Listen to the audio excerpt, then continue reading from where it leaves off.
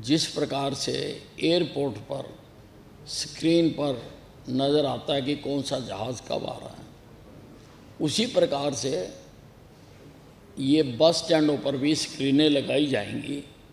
कौन सी बस कहाँ है, कितने बजे आएगी। ऐप भी बनाई जाएगी, आदमी अपनी ऐप में भी देख सकता है। कोई अगर ड्राइवर गलत रूट से लेके जाएगा तो उसकी भी वार्निंग हमारे सिस्टम में आ जाएगी। अगर कोई गलत जगह से सवारियां बढ़ता है उसकी भी वार्निंग हमारे सिस्टम में है। जो बस स्टैंड के अंदर नहीं जाएगा उसकी भी वार्निंग सिस्टम देगा। देखिए, मैं अपने ट्रांसपोर्ट विभाग की सभी बसों पर एक ट्रैकिंग सिस्टम लगा रहा हूँ। जिस प्रकार से एयरपोर्ट पर स्क्रीन पर नज़र आता है कि कौन सा जहाज़ कब आ रहा है, उसी प्रकार से ये बस स्टैंडों पर भी स्क्रीनें लगाई जाएंगी। कौन सी बस कहाँ है, कितने बजे आएगी, उसकी ऐप भी बनाई जाएगी, आदमी अपनी ऐप में भी देख सकता है। उसके लिए हमें बसों को मॉनिटर करने में बहुत आसानी रहेगी। कोई अगर ड्राइवर गलत रूट से लेके जाएगा तो उसकी भी वार्निंग हमारे सिस्टम में आ जाएगी।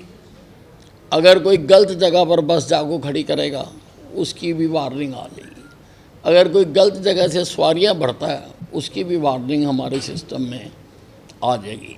अगर कोई जैसा यूजुअली होता है कि कई ड्राइवर बस स्टैंड के अंदर नहीं जाते हैं, बाहर से ही गाड़ी दौड़ा कर ले जाते हैं, तो जो बस स्टैंड के अंदर नहीं जाएगा उसकी भी वार्निंग सिस्टम देगा।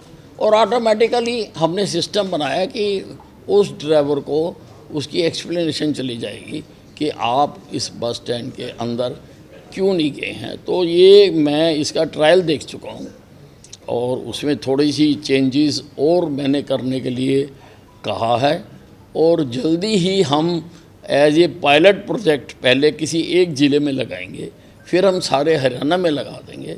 इसकी ऐप भी बनेगी, ऐप में भी आदमी देख सकता है कि मैंने दिल्ली जाना है और इस जगह पर मैं खड़ा हूँ, इस अड्डे पर बस कितने बजे आएगी और कौन कौन सी आ रही हैं, इसके बाद और कौन सी आ रही हैं, और मैंने किस में जाना है, वो अपना कार्यक्रम शेड्यूल कर सकता है। इस पे टोटल प्रोजेक्ट पे कितनी कॉस्टिंग आने वाली है? कॉस्टिंग का वो उसमें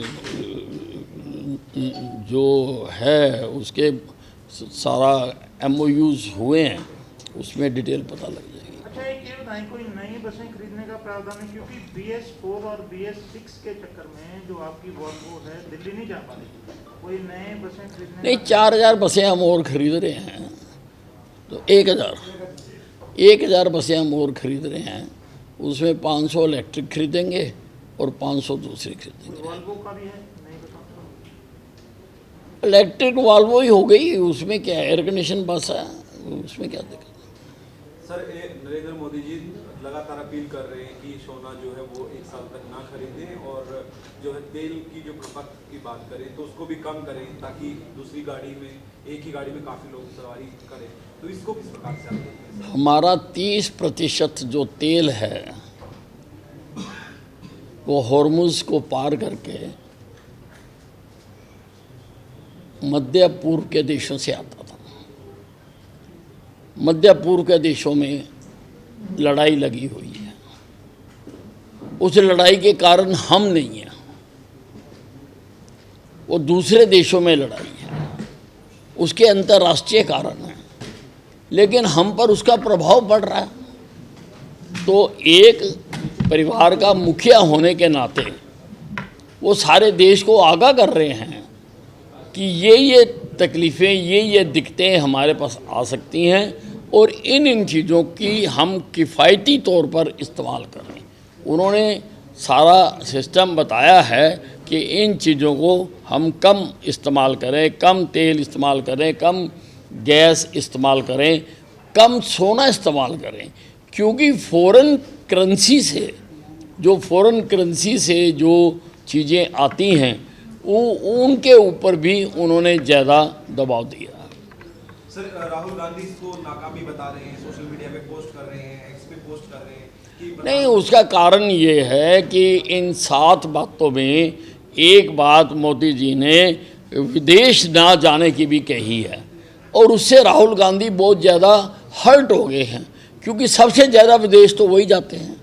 हिंदुस्तान में चुनाव हो रहे होते हैं, वो विदेश में घूम रहे होते हैं। हिंदुस्तान में कोई क्राइसिस आया होता है, वो विदेश में घूम रहे होते हैं।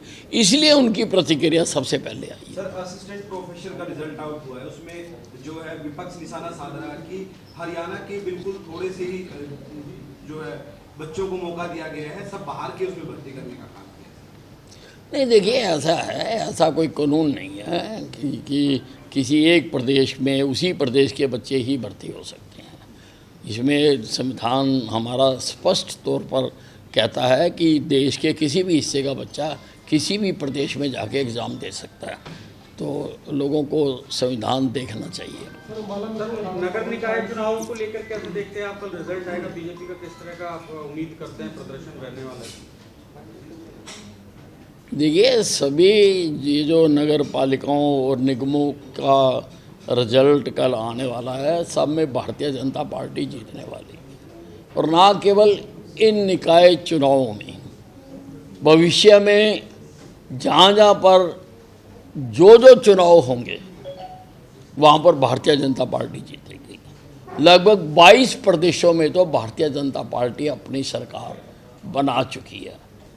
इक्का दुक्का प्रदेश रह गए हैं जहां हमारी सरकार नहीं है, क्योंकि लोगों को एक बात समझ आ गई कि काम करने वाली पार्टी केवल भारतीय जनता पार्टी है, विकास करने वाली पार्टी केवल भारतीय जनता पार्टी है। बाकी पार्टियां तो खाली वादे करती हैं, घोषणाएं करती हैं, काम नहीं करती हैं। उनके राज उन्होंने देख लिए।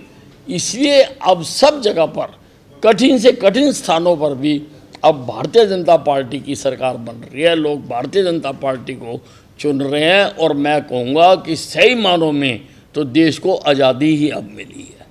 1947 के बाद तो अंग्रेज़ों की बी टीम कांग्रेस ही राज करती रही, और वो उसी तौर तरीक़ों पर राज करती रही। देश की सरकार, देश की अपनी सरकार पहली बार आई है, वो भारतीय जनता पार्टी की आई है। और आगे भी सारे जहाँ पर भी चुनाव होंगे भारतीय जनता पार्टी विजयी होगी। सर, जो 1857 क्रांति का स्मारक जो अम्बाला बनाया गया है, उसका उद्घाटन सर कब होगा? किस तरह से लोगों को शहीदों के बारे में बताया जाएगा? प्रधानमंत्री मोदी को बुलाया गया है। देखिए, अम्बाला छावनी में आज़ादी की पहली लड़ाई का एक शहीदी स्मारक बनाया गया, क्योंकि अखबारों में, किताबों में ये वर्णन तो बहुत हुआ जो आज़ादी की दूसरी लड़ाई हुई, जो कांग्रेस ने लड़ी, परंतु कांग्रेस का जन्म हुआ था सन 1885 में। कांग्रेस के जन्म से 28 साल पहले भी एक लड़ाई लड़ी गई, सारे देश में लड़ी गई, सशस्त्र लड़ाई लड़ी गई। हजारों सैनिकों को, ग्रामीणों को, किसानों को पेड़ों से बांध कर गोलियों से मार दिया गया। उसके बारे में कभी कहीं नहीं बताया गया। इसलिए उनके लिए, उन अनसंग हीरोज़ को श्रद्धांजलि देने के लिए मैंने अम्बाला छावनी में 700 करोड़ रुपए की लागत से 22 एकड़ में एशिया का एक सबसे बड़ा स्मारक बनाया है, ताकि आने वाली पीढ़ियों को भी ये भी बताया जा सके कि आज़ादी की लड़ाई 1857 में शुरू हो गई थी और इतने लोग शहीद हुए थे, और उनको कभी किसी ने श्रद्धांजलि नहीं दी, कभी किसी की आंखों से आंसू नहीं टपका उनके लिए। उनको श्रद्धांजलि देने के लिए कि जो गलती इतिहास से हो गई उसको सुधारने के लिए, उनको श्रद्धांजलि देने के लिए अंदर एक श्रद्धांजलि का स्थान भी बनाया गया है कि आदमी जाएगा और अपनी श्रद्धांजलि वो रजिस्टर करेगा, अपना हाथ लगाएगा, और वो एक पेड़ बनाया गया, वो सारा पेड़ इल्यूमिनेट हो जाएगा, जग जाएगा कि हाँ, उसने भी श्रद्धांजलि दे दी उन अनसंग हीरोज़ को। तो हम उम्मीद कर रहे हैं कि जल्दी ही प्रधानमंत्री जी इसका उद्घाटन करेंगे, क्योंकि ये एक राष्ट्रीय स्मारक है। मैं समझता हूँ सारे देश में इसके मुकाबले का कोई स्मारक नहीं है।